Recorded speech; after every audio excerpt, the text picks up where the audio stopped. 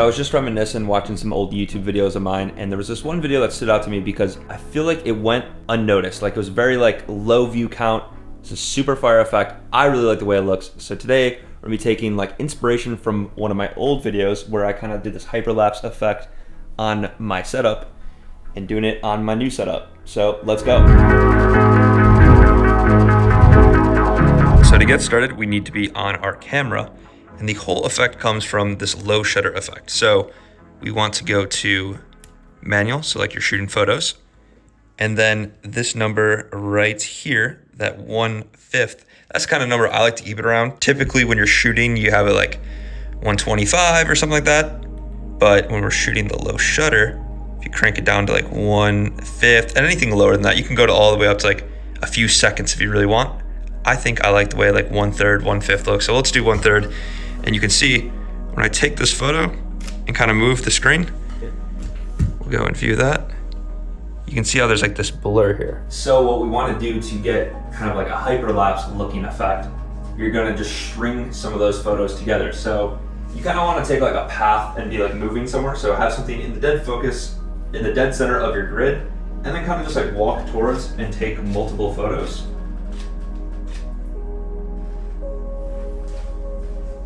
And then you can see, you kind of get this motion blur zoom in effect.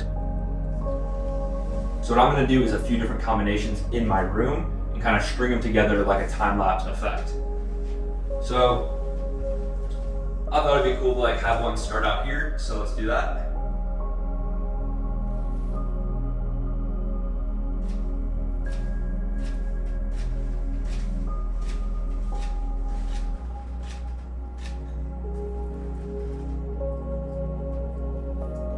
And then maybe do like one like kind of like semi-crescent around my room.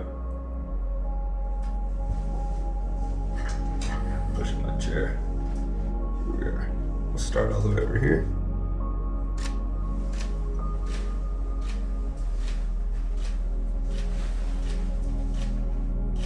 And I'm just keeping the focus on the monitor the whole entire time, but you can really focus on whatever. I think it just has like this cool kind of aesthetic. And then I also just went out in my living room real quick and kind of took like almost like a hyperlapse of my like coffee table just to show you like a different environment as well. I have the 3 separate clips in different folders. I always just find it's easy to have in folders. So you can see that's what we got for one of them. This is like roughly what it's gonna look like. So if you wanna like go and reshoot after seeing this, you can. And if you want more motion blur, you can just change that number from like 1/3 to like 1 second. That's gonna give you a lot more motion blur. And here's a third one. Okay, so I've imported the photos into Premiere Pro, and I think I wanna start with the sequence of my living room first. So if you sort by name and then just click on the first image and then shift click on the last, it'll highlight all of them. And if you drag them into your timeline, they will be in order, so you can see it goes from first to last. And a little secret tip, if you wanna change the length of the images when you drag them in, if you go to Edit, Preferences, and then Timeline, you can change the still image default duration to however many frames you want. I'm using 3. I think anywhere from like 1 to probably 5 is gonna look best, but it's all personal preference. You can go as many frames as you want. You can even do it by seconds if you want to do that. So we're gonna keep it at 3. And now I want to go to the second one and drag it in. And then this last one. We'll end with that where it's kind of going into my screen. So now a lot of times I like to just go through and kind of like pick out where I want it to end, because sometimes I shoot a little bit more than maybe I actually want. So I think like maybe right at this frame is where I can cut it for this sequence. And then a lot of times when it like first starts off or ends, you kind of shoot double. That's what I found out at least. So like this and this is like a little too similar for me. So I'm just gonna delete that frame. And then this frame right here, like I said, the beginning and the end's kind of always like the struggle part. There's just no motion blur, which might not be a bad thing, but for me, I don't want that. I want it to kind of start off blurry and go all the way like that. And now you can string it together and kind of see what your time lapse is gonna look like. I think that's like starting to come together really good. I think the transition between here and there is really nice already. We can kind of do a little bit better of a match cut, and we'll have to figure out something to do here. Maybe like add a shake or flash to kind of transition where it doesn't look as like just like a harsh cut. So one thing that you can do, and I think I'm gonna do just a little bit, is if you add guides by going to view and then add a guide, you can go 50%, change it to percent left, have one there. So we'll remove these guides I already have. And then you can also go to add guide, 50% horizontal. And then just line up whatever you want kind of in the middle.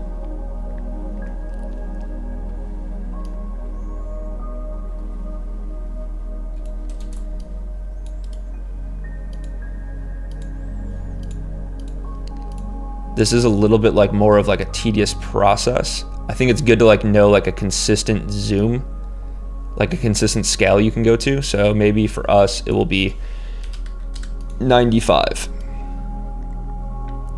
That should give us enough leeway to kind of like put whatever we want in the center.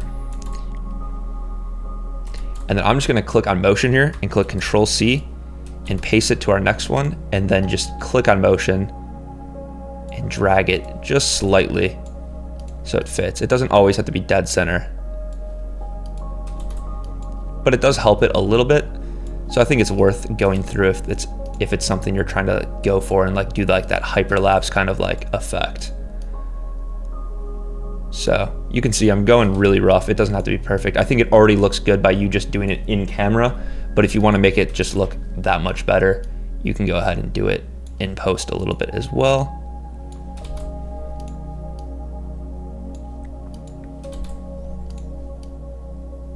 Like you can see there's certain ones that are a little bit more out of center than others, and that's just because you just make a little bit of a mistake when you're shooting. And now I think that focuses on that table a lot better.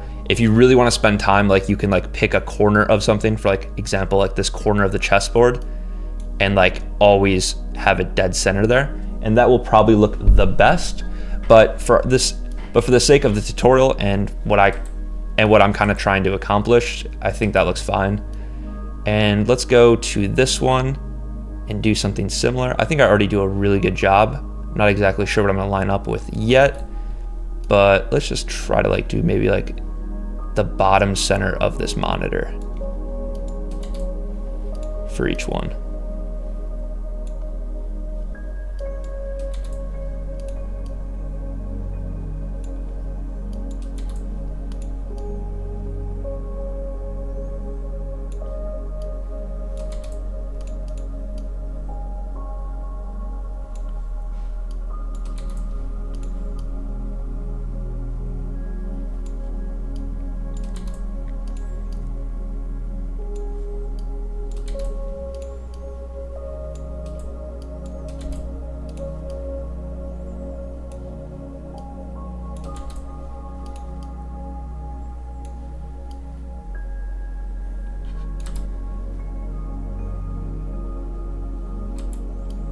And then for this last one, let's go ahead and just do maybe just the dead center of the monitor itself.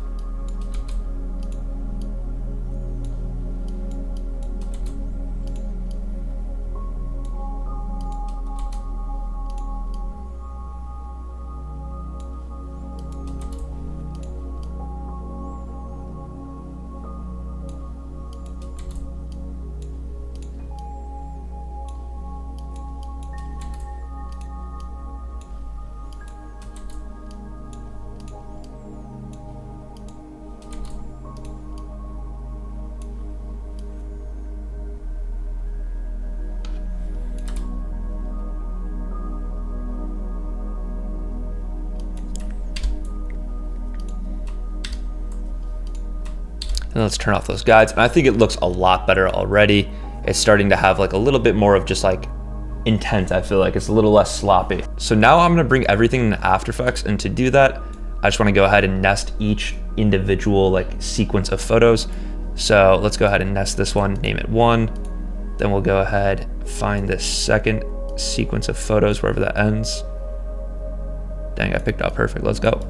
And then name it 2, and then let's name this last one 3.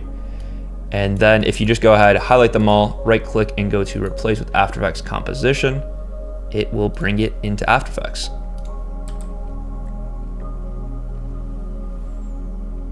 Now inside of After Effects, there are a lot of different effects that you can apply to your time lapses and hyperlapses and just low shutter effects. I'm gonna keep it really simple and clean because I think that's kind of what looks best for these style effects, but I'll give you a few ideas of different effects you can use and different ways to use them. So for this first effect, we're kind of moving from left to right. So I kind of want to like almost like add on to that a little bit. And I think a great effect for that would be displacement map. And if you drag that onto your clip, you can see there's a vertical and horizontal displacement. So we're going to turn the vertical to 0, but then we're going to make the horizontal a little bit more. So let's go ahead and keyframe that. And we'll just keyframe it from the beginning to the end and see what that looks like. That's probably going to be like too long of a process. Actually looks kind of cool. And now you'll see there is like transparent layer behind it, or if you have that off, it'll just be black, which could be something you're going for, which I don't think looks bad. I actually might leave it like that. But let's go ahead and see what happens if I duplicate that layer and then remove the displacement map. Do I like that more? And I think I do. So I'm gonna leave it like that. And we can go ahead and now go back into the displacement map settings and just tweak it to whatever we want. So I think maybe having something a little bit almost more intense too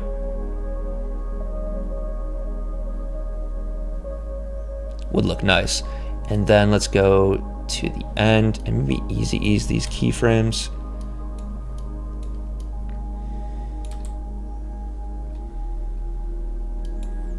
And instead of having the displacement map actually on this layer itself, I almost want to transition between these two clips using displacement map. So what we're going to do is select both of these clips and then make an adjustment layer above it and drag on displacement map over this. And now displacement map will take effect on both clips. So you can see we can go here and there. So let's go ahead and keyframe the max horizontal displacement all the way up to however intense we want at the point where it transitions. So maybe like 650 looks good to me. And then let's go back maybe halfway through the clip, change it to 0, and then go back again, change it to 650 again. So it kind of goes out. Actually, you know what? Negative 650.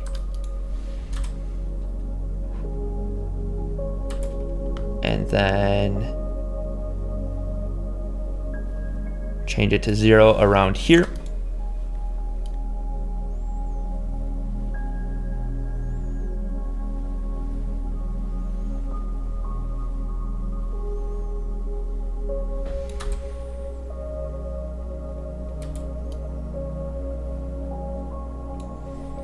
And just playing around with the keyframes, I definitely think that lasts too long. So I'm gonna make the 0, copy it, and almost use it a little bit more as a transition.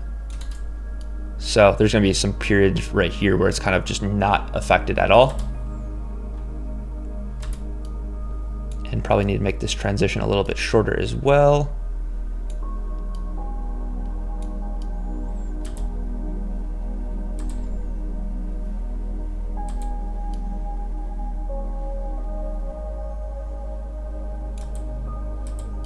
And I think easies and all those will help.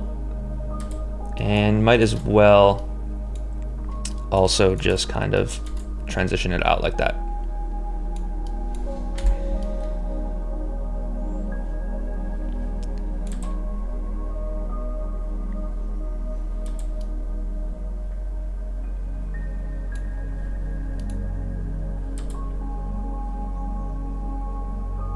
And then I'm gonna wrap the pixels just to hide the transition a little bit and make part of these just a little quicker.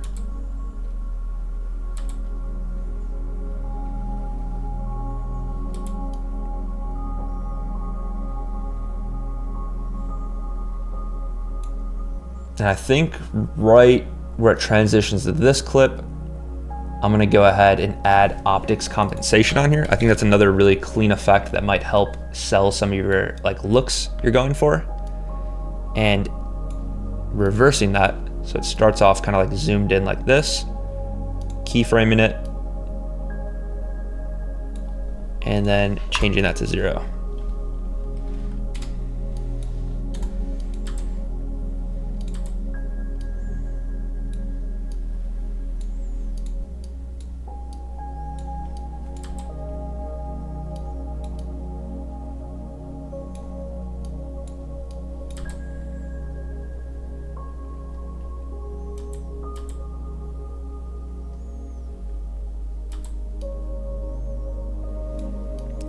And it's almost like I need to just kind of continue that displacement map over too. I feel like that just kind of like makes sense.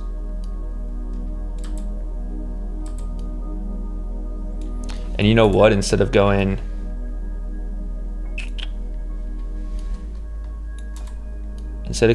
the horizontal here, I think we might be able to get away with keyframing the vertical, which might look nice.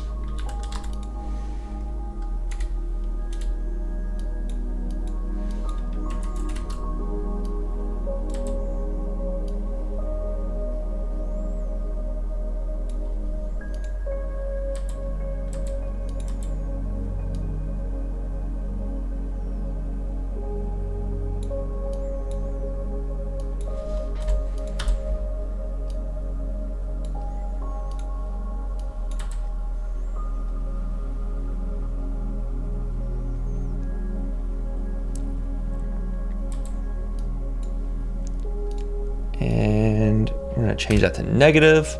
And now I'm gonna make an adjustment layer over everything and add a nice shake. So just adding a little bit of shake helps the effect out a decent amount, but I wanna keyframe it now and kind of like change the amplitude and maybe also the frequency a little bit. So we'll start off the amplitude down, go and have it build up all the way throughout, maybe something to like 25 here. That way, like slowly builds up the amplitude. And we can also keyframe the frequency. So maybe from 1 to maybe 3-ish, 5-ish, 3. And then we'll ease those. And then I'm gonna do a quick hit with a flash right here with Eclipse transition.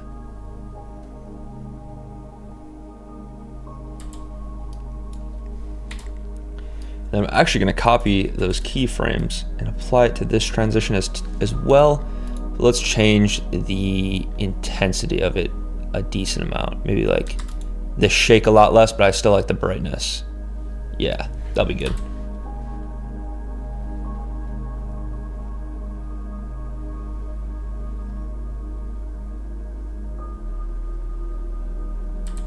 And since we did it there, might as well do it at the beginning too, and just hide those keyframes.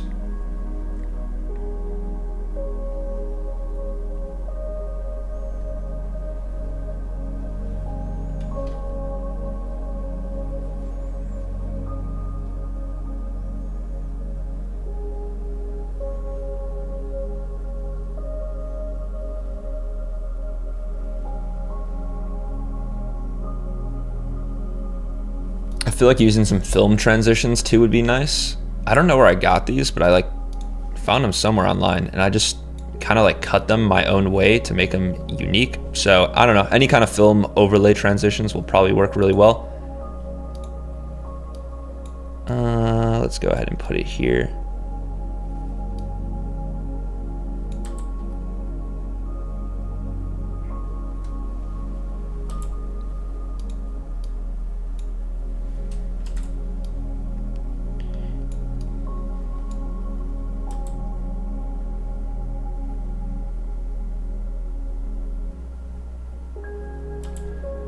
And then let's use this second one here, because I think this one's shorter. Change that to screen.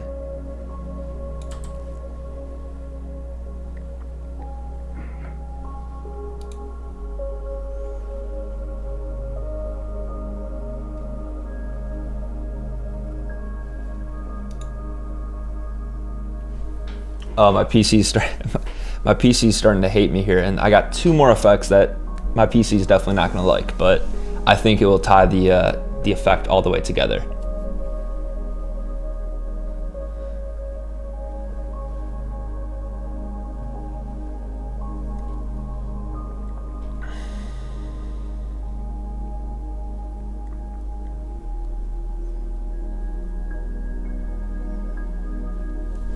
Yep, that's starting to look good. All right, let's see how this handles it. So now we're gonna go make an adjustment layer and add RSMB on.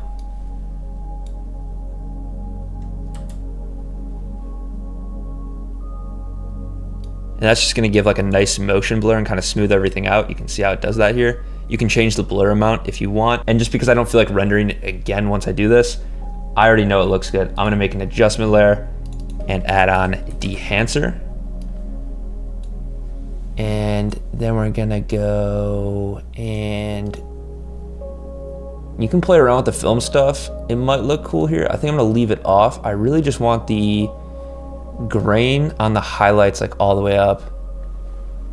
The amount to be like literally like 1. For some reason, their values are just so screwed. Like I feel like 1's like more than plenty. Yeah, and then turn the midtones to like 25 and turn the shadows to 25. I just want it to be on the highlights mostly. Yeah, and then we can turn on, do we want halation? I feel like we want halation.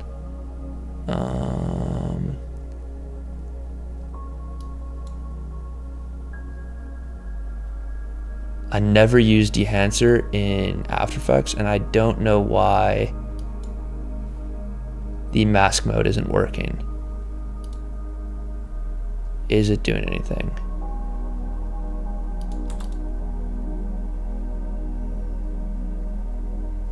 It might be doing something. We're just gonna turn it on and turn it all the way up. Hopefully it's doing something. Let's see, is bloom? Okay, bloom's definitely doing something. We'll turn the impact, or no, the amplify down. Is mask mode just not work? Yeah. Oh wait, it does. Why was the halations not working?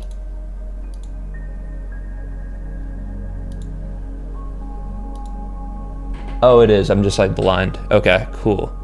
So we probably want to turn up the amplify a lot then. Or maybe the impact? Both. Cool. I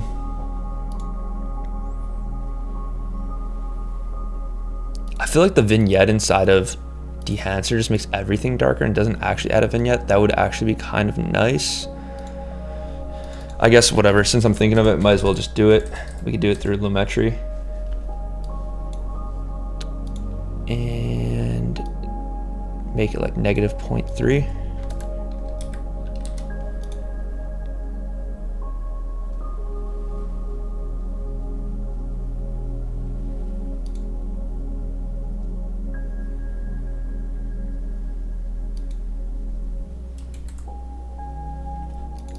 All right, since I'm going crazy, I've never tried this, but I feel like flicker would actually look nice on this.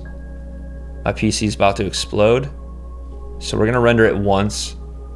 And if it looks good with flicker, I'm a genius. And if not, just maybe don't use flicker. We'll find out.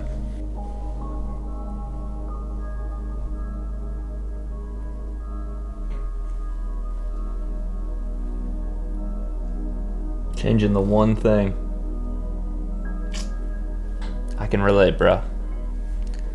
I can relate. I just added sapphire flicker onto something that already has dehancer and RSMB and shakes and just, yeah, I can relate to the to the changing the one thing that people won't notice. But hey, as part of being an editor, I can tell by this frame it's gonna look good. I can tell.